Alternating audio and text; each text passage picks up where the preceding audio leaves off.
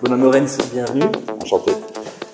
Alors le Tour des Sites, c'est une organisation qui dure depuis 1992, une histoire déjà ancienne. Quelle est la particularité de l'édition 2015 de vos spectacles? Disons que depuis plusieurs années, le Tour des Sites a connu un virage dans le domaine du spectacle son-lumière en particulier, puisque nous faisons différentes choses, parades lumineuses, spectacles historiques, reconstitutions historiques, concerts en plein air, mais nous avons une grande spécialité qui est le son-lumière historico-fantastique, donc c'est la mise en scène de sites sur base d'un récit historique, donc avec tous les moyens, effets spéciaux, parfois de la figuration, intervenants humains, pyrotechnie et autres. Et ces dernières années, on développe très fort ce qu'on appelle le procédé du vidéomapping, donc c'est la projection d'images géantes sur site.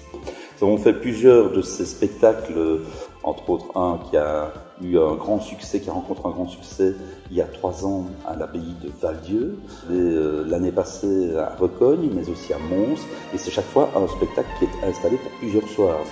Alors en juin, vous étiez à Ligny, puis cet été, vous serez aux Grottes de Han, à Stavelot, à Villers-la-Ville et puis à Gembloux. Oui. On va passer ça en vue, d'abord les Grottes de Han. Donc il s'agit d'un spectacle qui est un parcours spectacle dans les Grottes de Han, sur un parcours de près d'1 kilomètre. Nous allons illuminer et animer toutes ces grottes. Ce spectacle dure grosso modo 1 heure et il a lieu tous les soirs du 3 juillet au 30 août.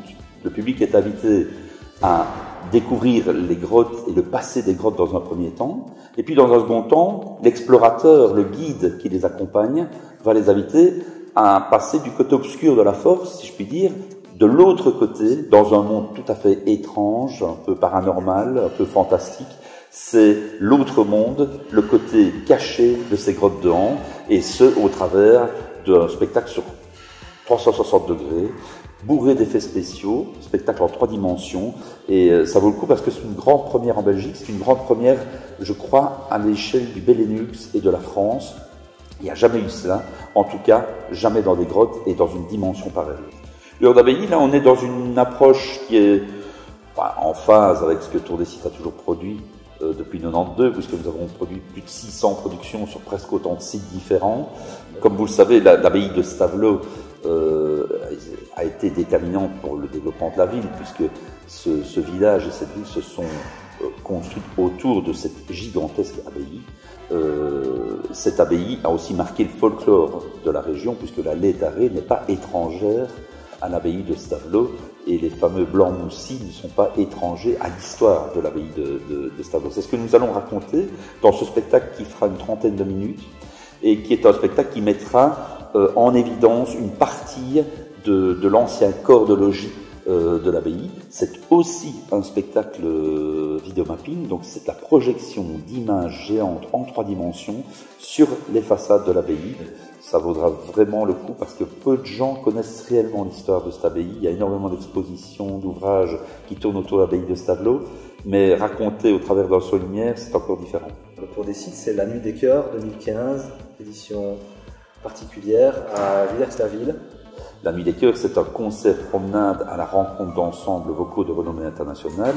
Cette Nuit des Chœurs existe depuis 2000 et on invite le public sur le coup de 18 heures à l'entrée de l'abbaye. On lui remet un programme doublé d'un plan et nous avons disposé au cœur de l'abbaye 6 scènes avec 6 groupes, 6 formations internationales qui chantent un concert de 20 minutes en boucle, donc c'est répété à plusieurs reprises, et le public a tout le loisir d'une part découvrir l'abbaye et d'autre part assister à ces différents concerts, ces différents spectacles, selon un programme qui se choisit lui-même. Donc il crée son propre programme, il passe d'une scène à l'autre, on veille lors de l'élaboration de ce programme Nuit des Chœurs, de varier les plaisirs, varier les répertoires, varier les styles.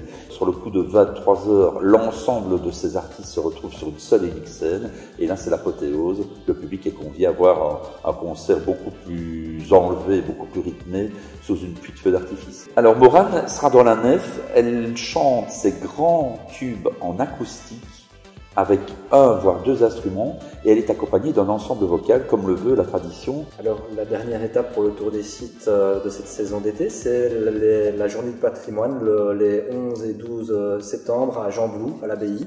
Oui, et c'est à nouveau le procédé du vidéomapping qui est mis à l'honneur. Donc, gros spectacle sur lumière qui va évoquer toute l'histoire de cette abbaye de Jamblou, mais aussi à travers cela toute l'histoire d'une région.